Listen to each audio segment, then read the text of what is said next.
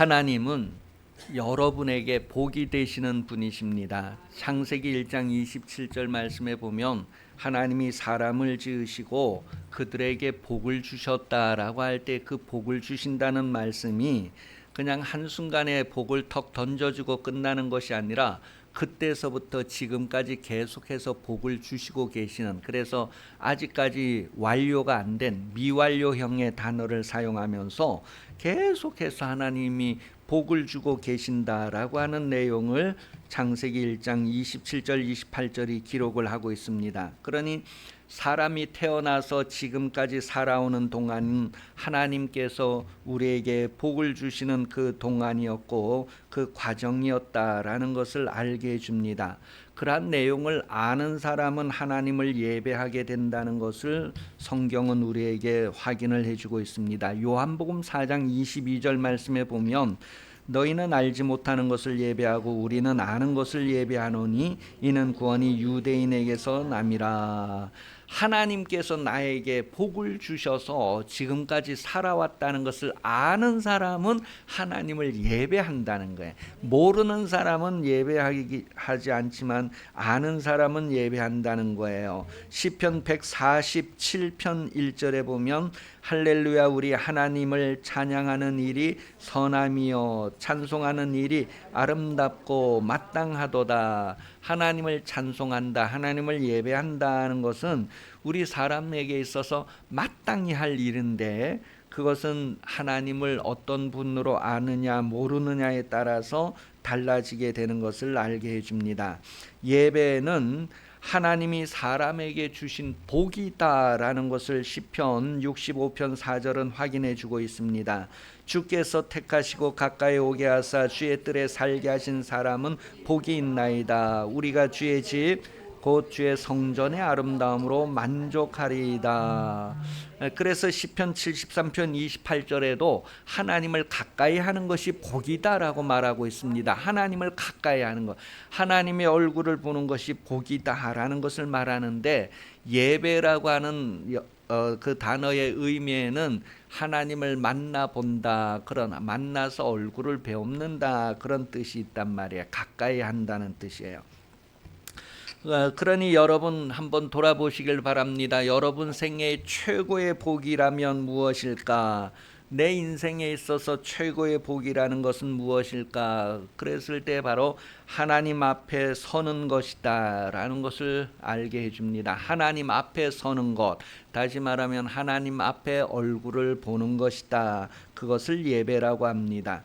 유다서 1장 24절에서 25절에 보면 능히 너희를 보호하사 거침이 없게 하시고 너희로 그 영광 앞에 흠없이 기쁨으로 서게 하실리 곧 우리 구주 홀로 하나이신 하나님께 우리 주 예수 그리스도로 말미암아 영광과 위엄과 권력과 권세가 영원 전부터 이제와 영원토록 있을지어다. 아멘. 그 여러분을 하나님 앞에 서게 하실 예수 그리스도, 그 우리가 어떻게 하나님을 만날 수 있을까? 죄인이 어떻게 하나님 만날까? 그랬을 때 예수 그리스도 때문에 만날 수 있다라는 것을 말해주고 있어요.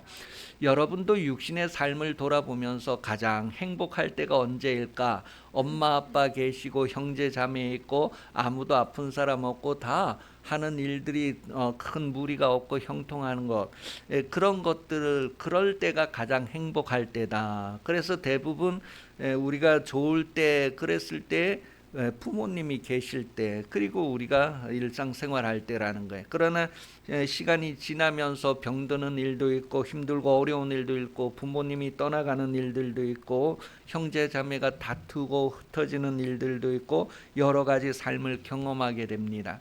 그러면서 내 인생의 가장 행복한 때가 언제인가? 그러면 그때다라고 말하는 것처럼 우리 생애의 최고의 순간이 언제일까 했을 때 하나님 앞에 서는 순간이고, 하나님 앞에서 함께 예배하고 함께 하나님을 기뻐하는 그때가 가장 행복한 때, 복 있는 때, 최고의 때다라는 것을 성경이 우리에게 알게 해주고 있습니다.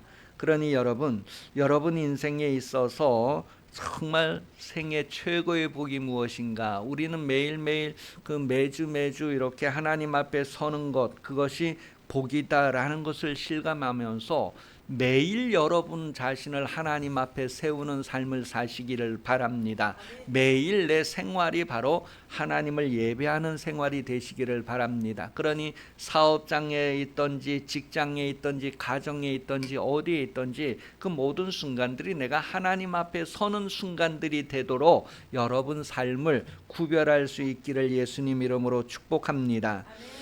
거룩함으로 하나님 앞에 매일 예배하는 자로 설 수 있기를 예수님 이름으로 축복합니다. 하나님이 거룩하시니 거룩하지 않고는 하나님 가까이 얼굴을 배울 수 없단 말이에요. 그러니 매일매일 내가 거룩함으로 하나님 앞에 서기를 힘쓰는 그런 삶을 살 수 있어야 하겠습니다.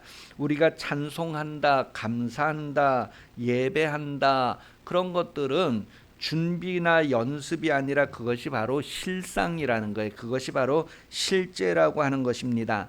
여러분 음식을 먹을 때 준비하는 그런 음식이 있고 이런 것이 아니라 먹는 자체로서 벌써 내가 감사하고 그 맛을 누리는 것이죠. 특별히 우리가 예배한다고 했을 때, 하나님을 찬양한다고 했을 때에 그것은 연습이 아니고 실제이기 때문에 최상이 되어야 하고 최고가 되어야 합니다. 어떤 사람은 준비 찬송한다 그런 표현을 하고, 어떤 사람은 준비 기도한다 준비한다, 그런데 준비가 아니고 그 자체로서 하나님께서 실제로 받으시고 하나님께서 그 순간 그 앞에서 계신다는 것을 우리가 실제로 여긴다면 모든 것들에 있어서 내 최선을 다하게 되고 내 최고를 다하는 그런 순간들을 지내게 될 것입니다.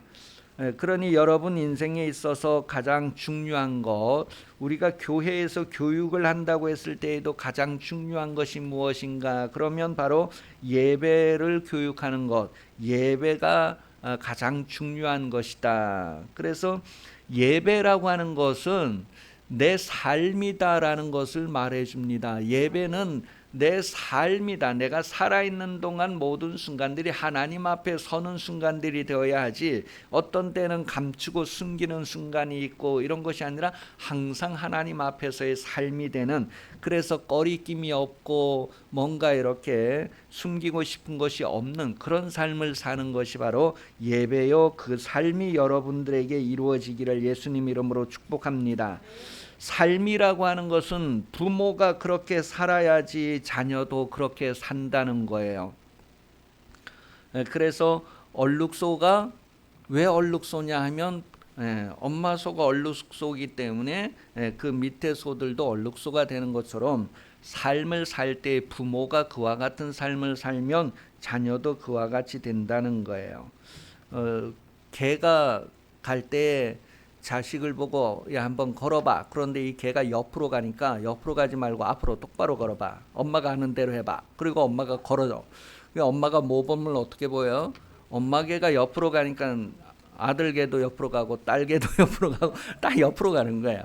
아무리 앞으로 가라 그래도 옆으로 갈 수밖에 없어요. 그것처럼 여러분, 부모가 교육에 있어서 얼마나 중요한가 하는 것을 우리에게 생각하게 해줍니다. 그러니 삶이라고 하는 것은 부모가 그렇게 살아야지만 자식도 그렇게 산다는 거예요. 그러니 여러분이 하나님을 예배하는 삶을 살 때에 여러분의 자녀들도 하나님을 예배하는 삶을 산다는 거예요. 여러분 인생이 하나님 앞에 서는 삶이 될 때 자녀들도 하나님 앞에 서는 삶을 살게 된다는 것입니다. 시대가 가면 갈수록 점점 악해진다. 시대가 점점 어려워진다. 그 말의 뜻을 여러 가지로 해석할 수 있지만, 내가 그렇게 점점 어려워져 가는 내 자신을 볼 수 있어야 한다는 것을 말해주고 있습니다. 시대가 점점 악해져 간다. 세대가 뭔가 이렇게 통합이 되지 않고 세대가 끊어지고 단절된다. 그런 표현은 내 자신에게서 그런 모습의 시작이 되었다는 것을 깨달을 수 있어야 하고, 내가 먼저 그런 것들을 돌이키고 회복할 때에 이 시대가 회복하고 돌이켜진다는 것을 알게 해줍니다. 우리가 예배할 때 있어서 예배 환경은 너무 중요합니다. 가정 환경이 중요하다 그런 것처럼 예배 환경 조성이 참 중요하다는 것을 말해 줍니다. 그래서 환경의 영향을 사람들은 받게 되어요. 그 부부의 환경 중에 제일 중요한 것은 부부입니다. 내 앞에 있는 사람이란 말이에요. 우리 가족들이란 말이에요. 그런 환경이 너무 중요하다는 것은 본 것을 보고 배우기 때문에 그렇습니다. 본 것을 따라하기 때문에 그렇습니다. 그러니 여러분이 하나님 앞에서의 삶을 산다 했을 때에 내가 어떤 모습을 가질 것인가에 따라서 내 모습을 다른 사람들이 본다는 거예요. 교회 다니는 사람들의 모습을 교회 안 다니는 사람들이 다 본다는 거예요. 보고 좋은 것이 있으면 부러워하고 따라하고 싶어 합니다. 예수 믿는 사람들이 바르게 삶을 산다면 예수 안 믿는 사람들이 보고 부러워해서 아이고 나도 예수 믿고 싶다. 나도 그 교회 좀 갈 수 있어요. 그렇게 하는 일들이 일어난다는 거예요. 그러니 여러분 먼저 내 자신을 좀 돌아볼 수 있어야 합니다. 그게 환경이라는 거예요. 환경이 그렇게 중요하다는 거예요. 그러니 부모가 자녀에게 환경이 된다는 거예요. 내가 다른 사람에게 환경이 된다는 거예요. 이것을 먼저 아는 사람이 그런 좋은 환경을 조성할 수 있어야 된다. 그래서 삶은 준비가 아니고 연습이 아니고 실제라는 것입니다. 내가 중학교 시절을 연습했다라는 것이 아니라 중학교 시절은 내 인생의 실제였던 거예요. 그러니 여러분의 삶이 지금 거룩해야 합니다. 지금 거룩해야 지금 하나님 앞에 서는 것이 됩니다. 내가 좀 준비를 해야 되겠다. 마음 준비를 하고 교회 다녀야 되겠다. 그것이 아니라 지금이 바로 하나님 앞에서의 순간이라는 것을 알게 해줍니다. 그러면 하나님은 거룩한데 내가 어떻게 거룩할까? 그랬을 때 우리가 말씀을 따라 성령의 인도함을 구하면 하나님의 거룩하게 하심으로 거룩해진다는 것을 성경은 말해주고 있습니다. 하나님의 말씀과 그 말씀대로 살고자 하는 것에 의해서 하나님이 우리를 거룩하게 하신다는 거예요. 그래서 말씀과 기도로 거룩해진다고 했을 때 말씀으로 우리가 그대로 받아들이려고 하는 삶을 사는 것을 기도라고 합니다. 기도라고 할 땐 여러분이 하나님 앞에 무엇인가 해달라고 요구하는 것이 기도다 그러지만 성경에서 기도라고 하는 말의 의미는 하나님의 말씀을 받아들이고자 하는 그런 것들을 기도라고 해요. 그렇게 할 때에 성령이 여러분을 도와주신다는 거예요. 하나님의 말씀을 성령께서 이루시고 성취하시기 때문에 그 하나님의 말씀대로 되어지기를 구하는 사람에게 성령이 역사하신다는 거예요. 그래서 성령의 거룩하게 하심으로 우리가 거룩할 수 있다. 하나님이 우리를 깨끗게 하시는 것으로 우리가 깨끗해질 수 있다라는 것을 성경은 말합니다. 우리 육신은 출생하면서부터 부모에게 많은 것을 유전받습니다. 성도는 하나님께로부터 출생했다. 그렇게 표현을 합니다. 요한복음 1장 12절 13절에 보면 우리는 하나님께로부터 태어난 사람이다. 그런 표현을 하고 있어요. 그것은 우리가 하나님의 유전자, 하나님의 성품을 물려받는다, 이어받는다라고 하는 내용들을 다 포함하게 됩니다. 그러니 여러분들이 예수 믿는다면 하나님께로부터 받은 유전을 드러낼 수 있어야 됩니다. 하나님께로부터 받은 성품을 드러내는 삶을 살 수 있어야 됩니다. 그런 삶을 살기 위해서는 먼저 죄를 짓지 않아야 한다는 것을 우리에게 말합니다. 요한일서 3장 9절에 보면 하나님께로부터 난 사람은 죄를 짓지 않는다라고 말합니다. 왜냐하면 하나님의 씨가 그 속에 있기 때문에 죄를 지을 수 없다. 하나님에게서는 죄가 있을 수 없는 분이다. 하나님은 빛이시다 했을 때 그에겐 어두움이 조금도 있을 수 없는 분이라는 거야. 우리가 그분에게서 태어났다면 그분의 성품을 이어받고 그분의 유전자를 이어받아서 그것을 드러내야 한다는 것입니다.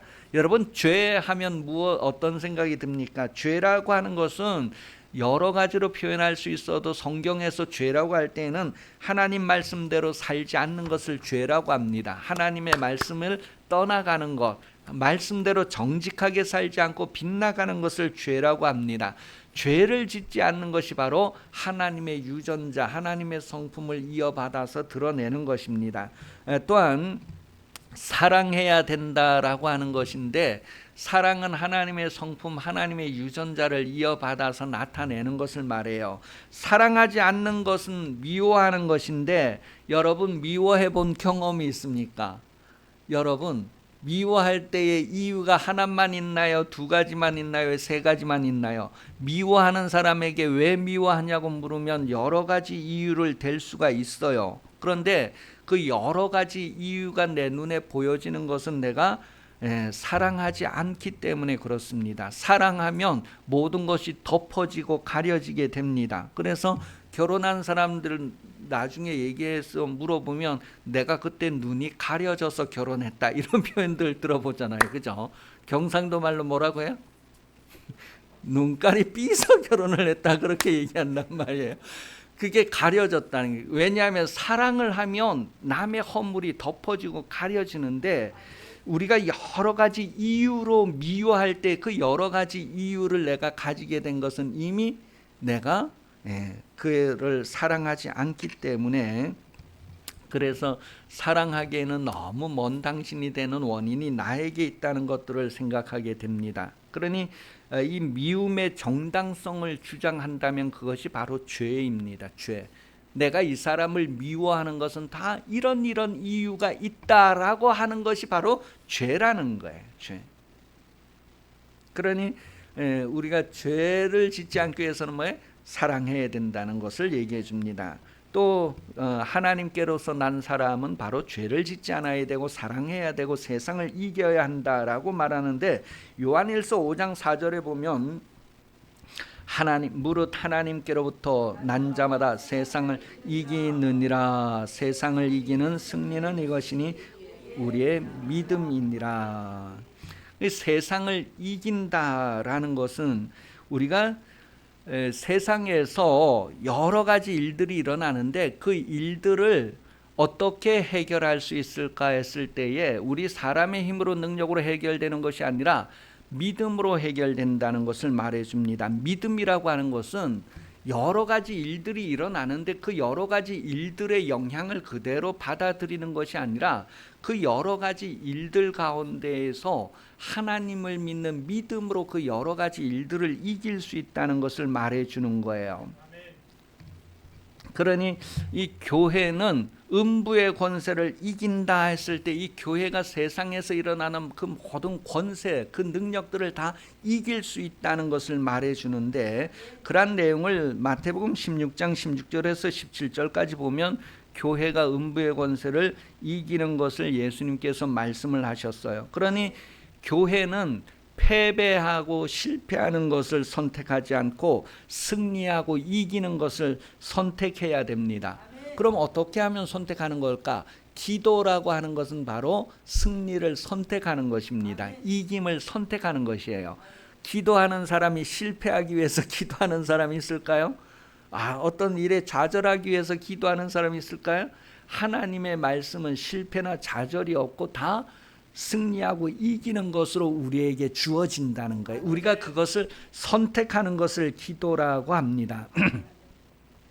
시편 65편 6절에서 7절 말씀을 보면 하나님에게는 패배가 없고 승리만 있다는 것에 대해서 깨달을 수 있어요.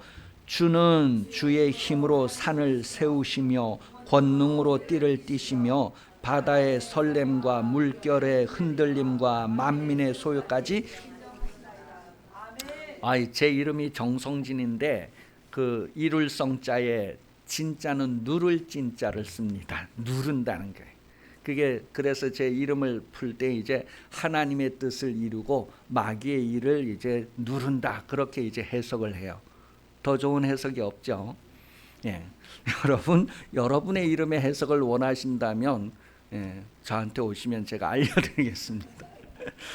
여기 보니까 바다 물결의 그런 이런 것들도 다 하나님이 누른다는 거예요. 사람들의 모든 소요까지도 하나님이 누른다. 그런 권능이 있으시다. 그런 능력이 있으시다. 그래서 하나님에게는 승리만 있다는 거예요. 여러분 몸의 건강에 어떤 흔들림이 있을 때, 여러분 인생에 어떤 흔들림이 있을 때, 풍랑이 오고 막 그런 힘든 순간이 올 때 그런 걸 누를 수 있는 힘이 다 하나님께 있다는 것을 성경은 말하고 있어요. 그것을 우리가 선택하는 것이고 그것을 구하는 것이 바로 기도다라는 것을 말해줍니다. 하나님 외에 다른 이가 없다라는 것을 성경은 여러 곳에서 확인을 해줍니다. 하나님 외에 다른 이가 없다. 내 인생에 도움을 주실 분 하나님 외에 다른 이가 없다. 그래서 하나님을 아는 사람은 승리를 선택하게 됩니다. 하나님을 아십니까? 하나님을 아는 사람은 패배를 선택하지 않습니다. 기도하는 사람은 반드시 승리하고 성공한다는 거예요. 오늘 본문 말씀에 보면 천국의 말씀을 듣고 깨닫는 사람은 결실한다라고 기록을 하고 있습니다. 그 천국 말씀을 듣고 깨닫는다라고 할 때 그 깨닫는다는 말의 의미가 무엇이냐 하면 하나님의 말씀과 더불어 보낸다, 하나님의 말씀과 함께 지낸다, 그런 뜻이에요. 깨닫는다는 게 하나님의 말씀을 듣고 깨달으면 30배, 60배, 100배의 열매를 맺는다고 했을 때 하나님의 말씀을 듣고 깨닫는다고 하는 그 단어의 의미가 무엇이냐 하면 내가 하나님의 말씀과 함께 지낸다, 하나님의 말씀과 함께 보낸다, 그런 뜻이에요. 내 인생을 하나님의 말씀과 함께 한다고 하는 그런 의미가 깨닫는다는 의미예요. 그러니 여러분 사람마다 세상에서 잘 되려고 노력을 합니다. 그 노력해서 되는 것이 아니라 하나님의 말씀대로 되어진다는 거예요. 그런데 하나님을 아는 사람은 그렇게 하는데 하나님을 모르는 사람은 자기의 능력과 자기의 노력껏 살아가려고 합니다. 인간이 얼마나 연약한 존재이고 한계가 있는데 작은 바이러스 병균 하나만 들어와도 인간의 연약함을 바로 확인할 수 있는데 강한 척합니다. 아주 힘이 있는 척하고 다른 사람을 막 무시하기까지 할 수 있는 존재가 사람이에요.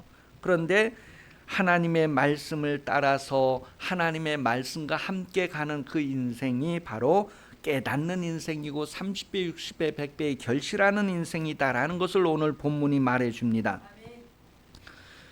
예수님의 제자들을 예수님이 처음에 부르실 때에 와보라, 와서 함께 지내게 했다라는 것을 성경 말해줍니다. 마가복음 3장 14절 15절에 보니까 이에 12를 세우셨으니 이는 자기와 함께 있게 한다는 것은 뭐예요? 와서 실제로 보고 경험하게 하는 것, 그것은 깨닫게 하기 위함이다라는 거예요. 알게 하기 위함이라는 것을 말해줍니다. 그래서 요한복음 14장 16절 말씀에 보면 성령은 오셔서 여러분과 영원히 함께 있겠다, 그렇게 말하고 있어요. 함께 있게. 왜냐하면 여러분을 30배, 60배, 100배로 결실하게 하기 위하여서 함께 하신다는 것을 말해주고 있습니다. 교육에서 중요한 것은 함께 지내는 것입니다. 함께 지내면 깨닫게 되고 이해하게 된다는 거예요. 에베소서 5장 17절에 보면 그러므로 어리석은 자가 되지 말고 오직 주의 뜻이 무엇인가 이해하라.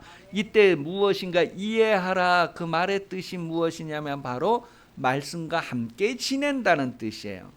함께 보낸다는 뜻이에요. 그래서 제자들을 부르셔서 함께 있게 하셨다, 함께하게 하셨다라는 것을 말합니다. 성령이 여러분에게 오셔서 함께 하신다는 것도 그런 의미를 말해줘요.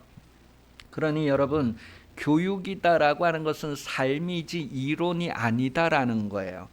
서기관이나 바리새인들은 이론으로 가르쳤고 예수님은 삶으로 가르쳤다라는 것을 성경 말합니다. 마태복음 23장 2절 7절까지의 말씀을 보면 서기관들과 바리새인들이 모세의 자리에 앉았으니 그러므로 무엇이든지 그들이 말하는 바는 행하되 지키되 그들이 행하는 바는 본받지 말라. 그들은 말만 하고 행하지 아니하며, 이렇게 표현했는데 예수님은 어떻게 했을까? 사도행전 1장 1절 2절에 보면 데오빌로여 내가 먼저 쓴 글에는 예수께서 행하시며 가르치기를 시작했다, 그렇게 표현을 했어요. 그러니 바리새인 서기관들 공부 많이 했어요. 그들은 이론으로 가르쳤고 예수님은 삶으로 가르쳤다라는 것을 말해요. 그래서 교육에서 중요한 것은 이론이 아니고 삶이다라는 것을 말해요. 삶은 구체적으로 사람에게 보이려고 하는 것이 아니라 하나님의 말씀대로 사는 것을 말합니다. 삶이라고 하는 것은, 생리라고 하는 것은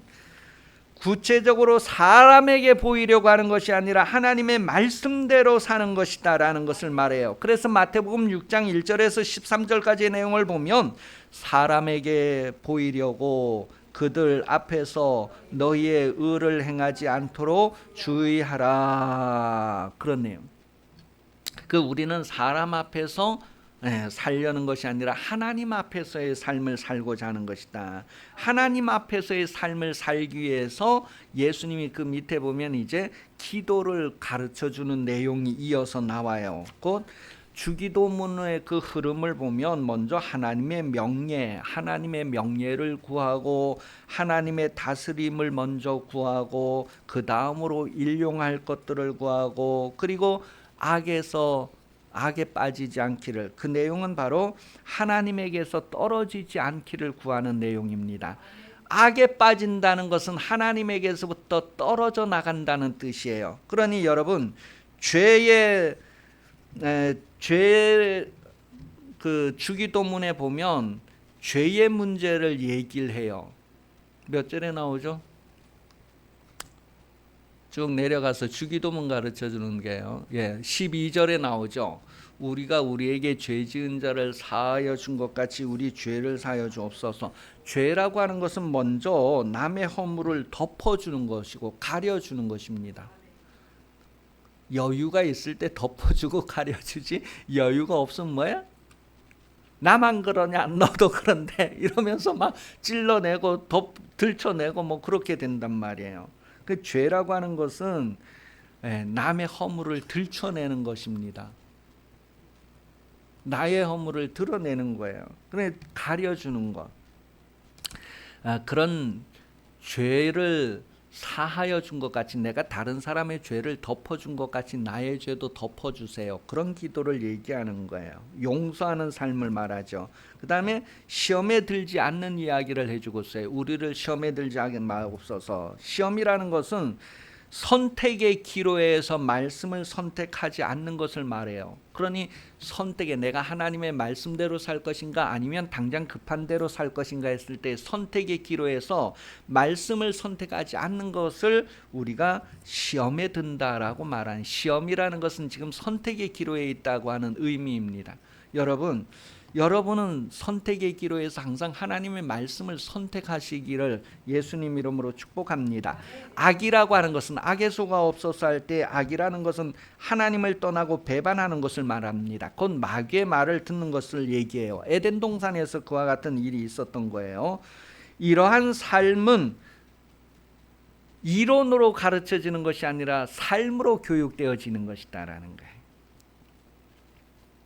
그래서 우리가 주님 가르쳐 주신 기도에서 나타내고 있는 것, 바로 하나님의 말씀대로 사는 것. 삶이라는 것은 구체적으로 사람에게 보이려고 하는 것이 아니라 하나님 앞에 서기 위한 것인데, 그것은 바로 삶으로 교육되어지는 것이다. 그러니 먼저 삶을 사는 부모가 되어야 되고, 삶을 사는 교사가 되어야 되고, 삶을 사는 예수 믿는 사람이 되어야 한단 말이에요. 우리가 삶을 바로 살 때 세상 사람들이 예수 믿게 된다는 것을 말합니다. 그러니 예수 안 믿는 사람을 막 저주하고 미워하는 것이 아니라 오히려 우리가 회개하고 우리가 그들에게 예수 믿는 모습을 보여주지 않아서 그들이 우리에게 매력을 느끼지 않는다. 그러니 내 탓이요, 내 탓이다, 그런 것을 알게 해줍니다. 결혼해서 이제 싸움을 많이 하는데 싸움을 싸우고 돌아보면 다 내 탓이지 너 탓이 아니란 말이에요. 그런데 싸울 때는 너가 이렇게 해서 싸운다는 것을 얘기합니다. 그런데 돌아보면 그게 너가 아니고 나다라는 것을 깨닫게 돼요. 삶의 교육으로 말미암아 하나님을 예배하며 아름다운 그런 교회로 세워져 가시기를 예수님 이름으로 축복합니다. 여러분의 삶이 하나님 앞에 서는 삶이 되시고 많은 사람들이 여러분을 본받고 따라서 하나님 앞에 서는 그런 아름다움이 될 수 있도록 하나님을 예배하며 아름다운 인생이 여러분 때문에 더 아름다워질 수 있기를 예수님 이름으로 축복합니다. 기도하겠습니다. 하나님 아버지, 오늘 교회 교육주일이라고 하는데 우리 교회가 교육이 잘 되는 교회 되기 원합니다. 우리 교회 성도들의 모습을 보면서 하나님을 본다고 하는, 하나님을 보는 것과 같다고 하는 말들을 많이 듣는 성도들이 다 되게 하여 주옵소서. 다시 오시는 예수 그리스도 은혜 베풀어 주시며 하나님 아버지 크신 사랑하심과 성령의 감화감동 교통하시는 은총이 교회 교육주일 오전 예배 참석하여 머리 숙인 성도들 위해 영원토록 함께 하시기를 간절히 축원하옵나이다. 아멘.